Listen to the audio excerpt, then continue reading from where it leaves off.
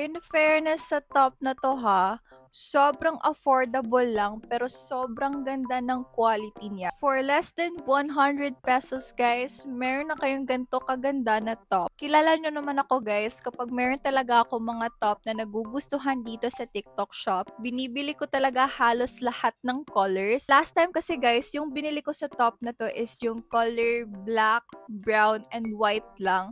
And napansin ko kasi guys na meron na namang bagong color ang KJK nitong top na to. For this time, ibang colors naman. And napansin ko din guys na meron na silang available sizes for size large to XL. Sobrang nagustuhan ko kasi talaga tong top na to guys kasi naka-double lining siya.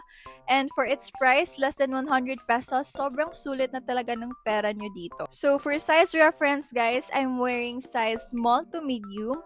My bust size is size 34. Yung waist ko guys is size 28.